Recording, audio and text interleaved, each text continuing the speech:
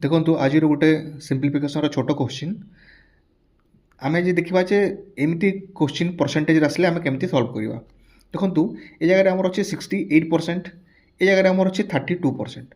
जदि आम ये दुटा को देखा ये दुटा आमर कम्प्लीमेंटारी हे 32 एंड 68 इज ऑलवेज 100%।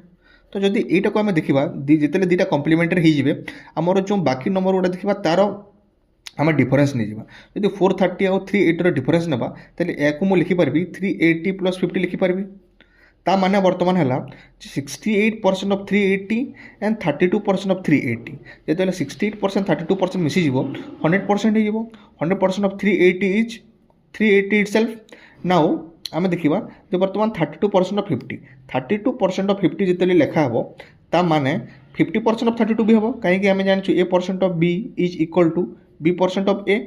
जो 32% ऑफ 50 आमको टी डिफिकल्ट लगे आम उल्टा करके 50% ऑफ 32 करवा से आम पाखे 16 आंसर आसो।